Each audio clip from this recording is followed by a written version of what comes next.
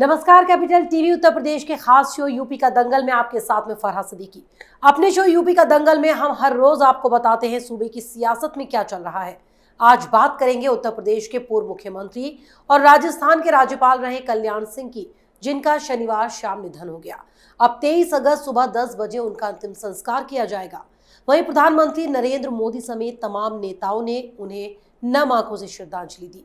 तो दूसरी तरफ सूबे में विधानसभा चुनाव में बीजेपी और जेडीयू के एक साथ आने की चर्चाएं भी तेज हो गई हैं। खबर है कि दोनों पार्टियों के वरिष्ठ नेताओं में गठबंधन को लेकर बातचीत जारी है और गठबंधन पर 2 दौर की बातचीत पूरी भी हो चुकी है। और इसी पर बात करने के लिए आज हमारे साथ स्टूडियो में मौजूद हैं कैपिटल टीवी के editor in chief doctor Manish Kumar. Doctor साहब, बहुत बहुत स्वागत है आपका। धन्यवाद। डॉक्टर साहब, उत्तर प्रदेश के पूर्व मुख्यमंत्री अब हमारे बीच नहीं रहे, लेकिन क्या कभी भुलाया जा सकता है जो योगदान रहा खासतौर से उत्तर प्रदेश में उनका?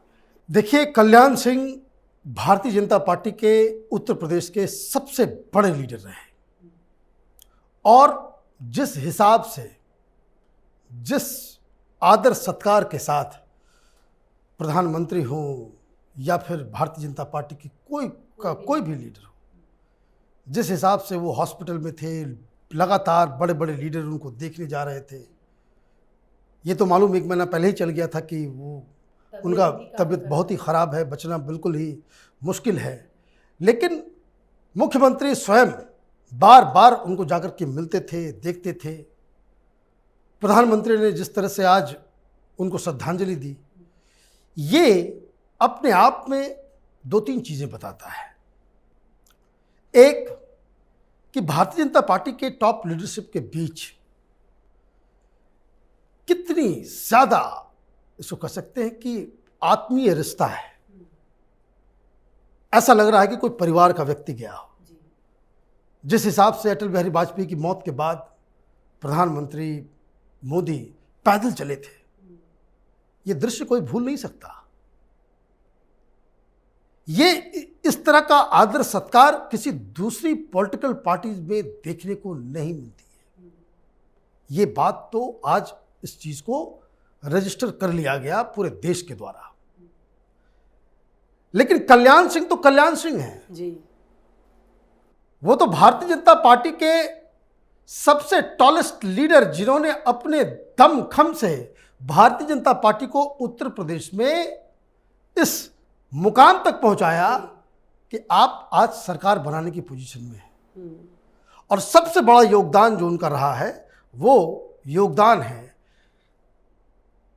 अयोध्या में जो प्रभु श्री राम की जन्मभूमि मंदिर बन रही है, राम जन्मभूमि। वो कल्याण सिंह अगर नहीं होते तो शायद मुमकिन नहीं हो पाता, ये मुमकिन नहीं हो पाता। और चूंकि चुनाव है, चुनाव के दौरान भारतीय जनता पार्टी राम मंदिर को एक बड़ा मुद्दा बनाने वाली है।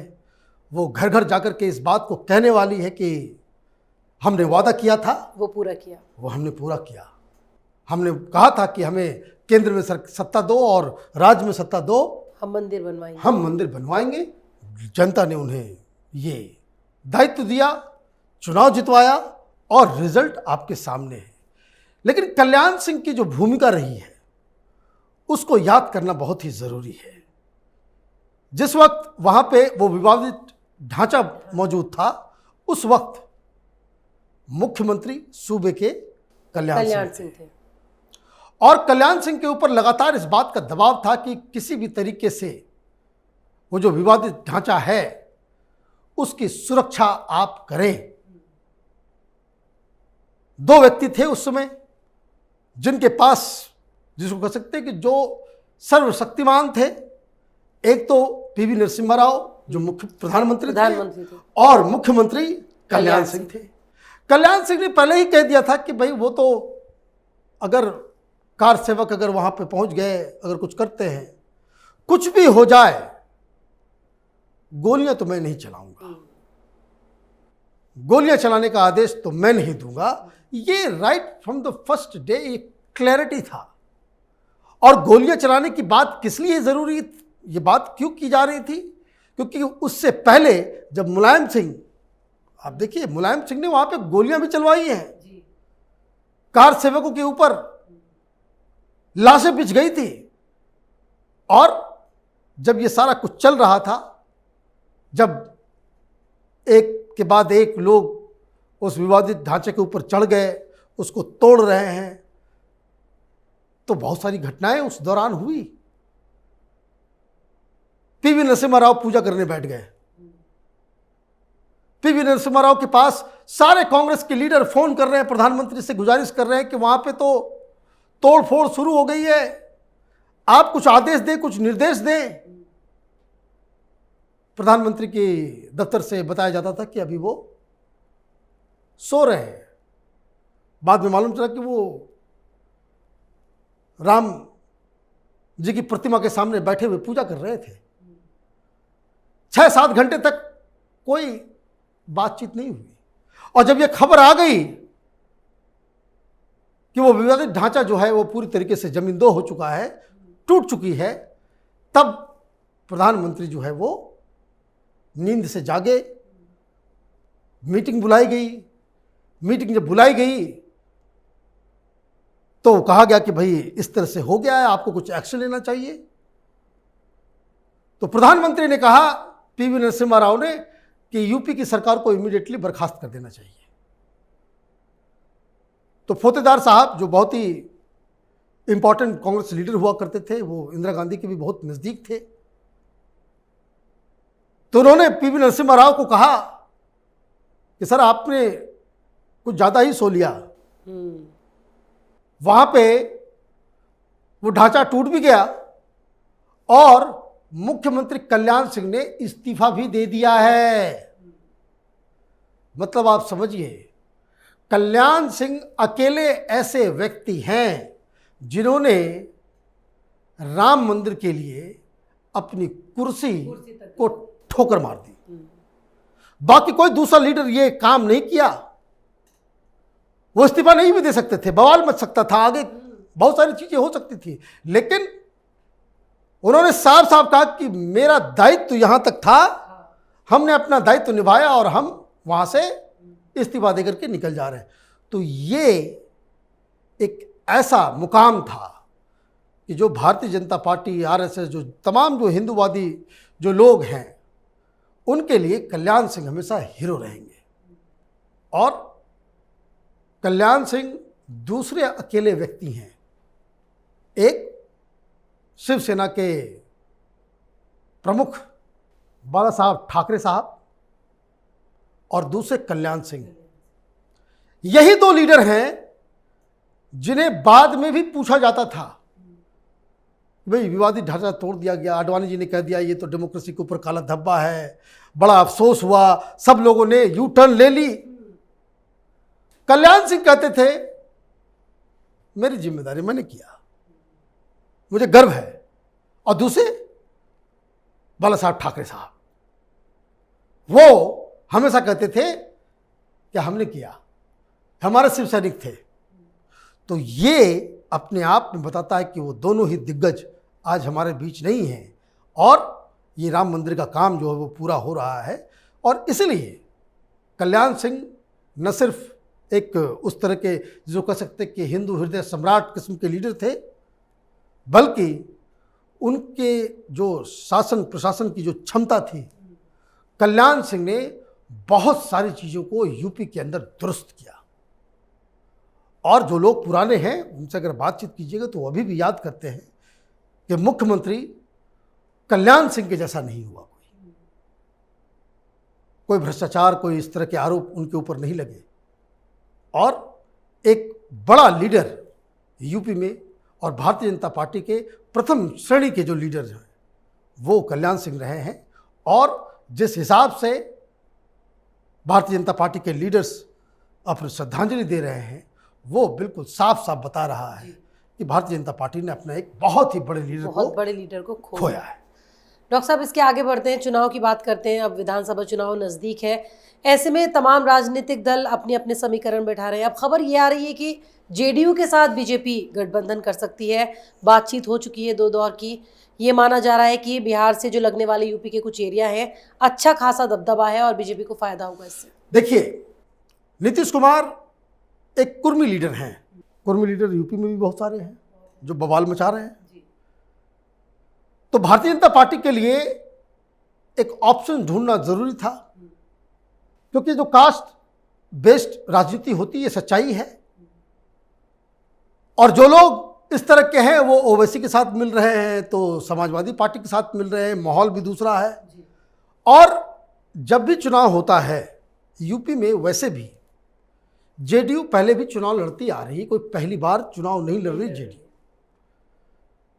और जेडीयू के साथ इनका गठबंधन है, केंद्र में भी है, बिहार में भी सरकार चला रहे हैं, तो ये दोनों को फायदा होने वाला है। ऐसे जेडीयू चुनाव लड़ेगी, एक भी सीट नहीं आएगा। हालांकि जेडीयू के एक बड़े लीडर हैं, वो वेस्टर्न यूपी में है, उनका कोई उस तरह का दबदबा है नहीं। केसी त्यागी साहब पुराने सोशलिस्ट आदमी हैं और एक अच्छी खासी पकड़ रखते हैं राजनीति में, तो वो नेगोशिएशन कर रहे हैं। तो एक विन विन सिचुएशन है भारतीय जनता पार्टी के लिए भी और जेडीयू के लिए भी। इससे होगा ये कि जो बिहार से सटे हुए जो इलाके हैं और जहाँ जहाँ कुर्मी पॉपुलेशन है, खास करके वो ईस्टर्न यूपी के अंदर, वहाँ पे भारतीय जनता पार्टी को एक मदद के रूप में वो मिल भी जाएगा। और ये जो आरोप लग रहे हैं कि भाई भारतीय जनता पार्टी के साथ जो तमाम जो उनके जो एनडीए के घटक दल हैं वो दूर जा रहे हैं, तो वो भी एक काउंटर होगा कि देखिए भाई जो हमारे साथ हैं उनके साथ मिलकर के हम चुनाव लड़ रहे हैं। तो ये बेसिक उसका मकसद है। हालांकि बहुत ज़्यादा कोई फ़ायदा जेडीयू के आने से भारतीय जनता पार्टी को नहीं होगा, लेकिन भारतीय जनता पार्टी के कारण जेडीयू की 3-4 सीटें निकल जाए, वो क्या इसमें सीट डिस्ट्रीब्यूशन किस तरह का होता है, कितनी सीटों पे वो लड़ती हैं जेडीयू, तो ये सारी चीज़ें हैं। लेकिन एक जो भारतीय जनता पार्टी के फेवर में ये होगा कि आप ये कह सकते हैं कि भाई भारतीय जनता पार्टी फिर अपने सहयोगियों को साथ लेकर के चलने वाली पार्टी है।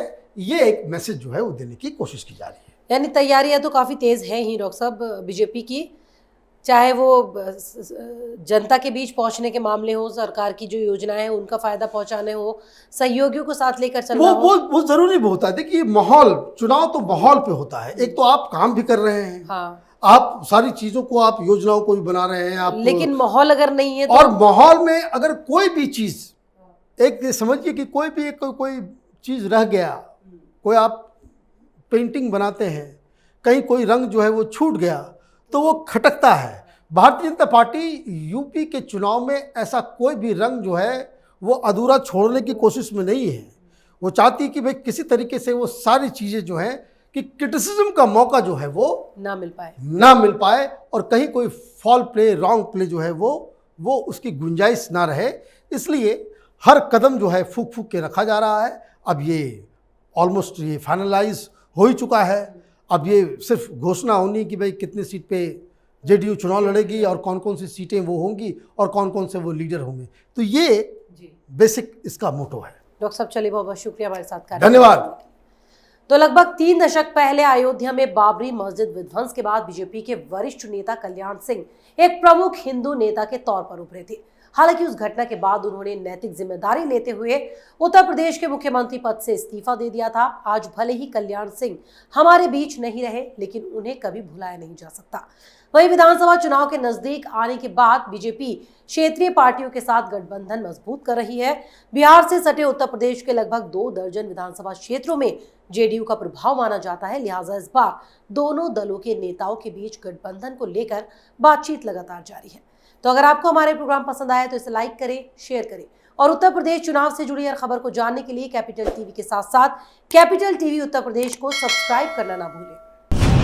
2 साल पहले शुरू हुई एक मुहिम, मीडिया में एक नया आंदोलन, शपथ झूठ को बेनकाब करने की, संकल्प सच को आप तक पहुंचाने का। और इस क्रांति को मिला आपका साथ। हर दिन हमसे जुड़े लोग, 10,70 करोड़ से ज्यादा दर्शक हमें देख चुके हैं। अब है आपकी बारी। उत्तर प्रदेश में नए आंदोलन की तैयारी।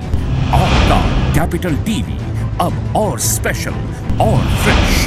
Capital TV Uttar Pradesh.